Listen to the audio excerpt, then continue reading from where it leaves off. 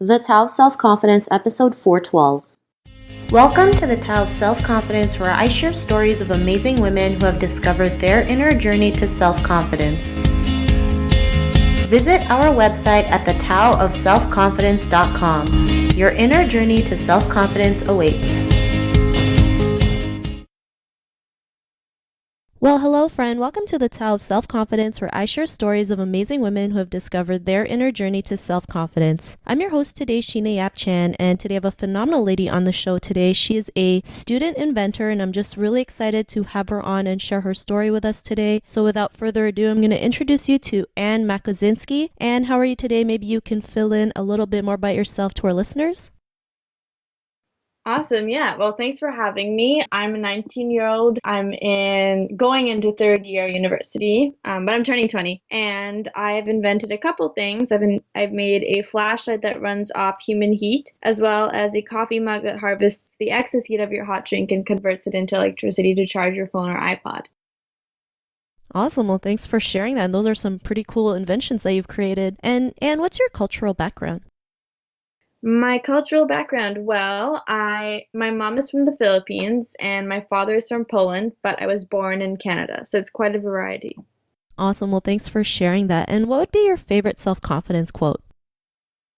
My favorite self-confidence quote, I think there was one from Tyler Oakley I heard a long time ago. It was just in one of his videos, and it was something like, at the end of the day, people are so worried about how or concerned about how they're coming across that they're not judging as much as y'all think they are. And after I heard that, for some reason, like my 14 or 15-year-old self felt like I was freed from some sort of worry that I always had about how people perceived me. And that was really helped my self-confidence. Thanks for sharing that. And that's, I think, something we all go through, right? Especially, growing up as a woman, an Asian woman, we're so afraid of what people think of us. Like every action we take, we're so afraid, like, if people will judge us or not. But, at the end of, like you mentioned, at the end of the day, like, the people who we think are thinking about us aren't really thinking about us. And it's just, if we go out there and just do our thing, I mean, we're happier and we have more confidence and we can just do the things that we do. So that's a really great quote that you mentioned. And, in your own words, how do you define self-confidence? I don't know. I think self-confidence, I think it'll be different for every single person depending what stage they're at. So the definition varies, which I could be totally wrong, but who knows, that sort of stuff. I think self-confidence for me is when you or I am happy with what you're doing, like what you're spending your time on, and, your mental health. I think that will really support whether you feel confident in yourself or not. And for some people, self-confidence could come from what they work as or how they dress or what makeup they put on. And all of those things kind of contribute to at least my self-confidence. Thanks for sharing that. And, I like how you mentioned, it's also mental because it does, start from the inside and, from what we do and what we wear, it's like a part of our creativity. It shows us who we authentically are. So, it's a great definition that you mentioned. And what was your life like before your discovery of self-confidence? I don't know. I definitely was much less confident in myself in like grade 9 and 10. Like I had to wear glasses and I wasn't allowed contacts, and I also had braces and all that stuff. So I would literally walk around like half blind around school because I was so scared of like people seeing me with my glasses and braces and being like, "Oh, she's a nerd," even though it was like very obvious that I did science fair and like all these different things. So I should have just not cared. But I don't know. I think I'm still on the journey of self-confidence. I think a lot of women will be until they get into their, late 20s or 30s. But I'm definitely feel a lot more confident with myself, and I'll do things that I wouldn't normally do or like push myself. So, yeah. Thanks for sharing that. And, for me, self-confidence is always like a journey that you do forever, right? Because we're always going to have new challenges and, new obstacles that we face. It's just learning how to overcome them that makes a huge difference. And, was there a point in your time where, you had that confidence, especially like creating these awesome inventions that you have? Like, what was that aha moment to like push you to do that or like give you the confidence to do that? I don't know if I had the confidence to do it when I did make the flashlight, for example, when I was 14. I don't think it was confidence more as kind of the innocent approach you have to life at that age where you're kind of like, oh, I can do that. instead of, I think when we're older, when we're offered a task to do or something to make, we're like, oh, there's so many different factors that would make that not impossible. Like, I can't do that. But at that age, I had such an innocent view of like what I could accomplish that I really could do anything. And that's kind of something I try to carry out to my life even now when I'm 19, is always have kind of like a, not childlike, but a wondrous, like curious approach to life to see what I can make.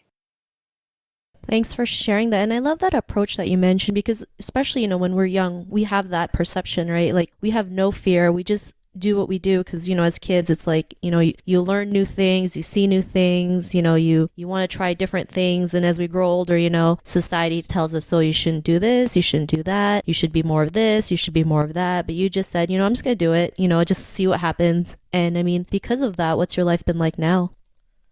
I like my life right now. I mean, it could be a lot better, but I'm not complaining at all. I don't know. I definitely have grown a lot from all the experiences and speaking and traveling I've gotten to do because of my inventions. And it's really been eye-opening to me and very humbling to see so many young girls and boys who were inspired by my projects and went off to create their own science fairs or their own companies. So it's really humbling, and it's also great to see like parents send me videos of their 4-year-old daughter like doing their project at school about me and dressing up like me and all this stuff. It's just like very cute, and it's very inspiring for me to see so many people also inspired by me.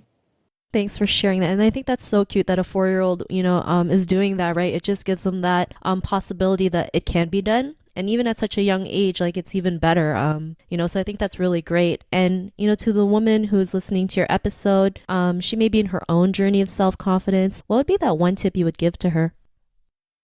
The one tip I would give to someone who's on their journey of self-confidence, still like me, I would say to, if you have like Instagram, for example, or any kind of social media, to unfollow anybody who makes you feel like you are not like them and you can't achieve what they have, because Instagram for me is like the most depressing app I can open usually when I see like all these like Instagram models and like people doing amazing things or looking amazing. I'm like, I could never do that, which may or may not be true, but a lot of it's retouched and not real. So it's really important just to close it and just like not look at it, because it's not worth your time or your emotions.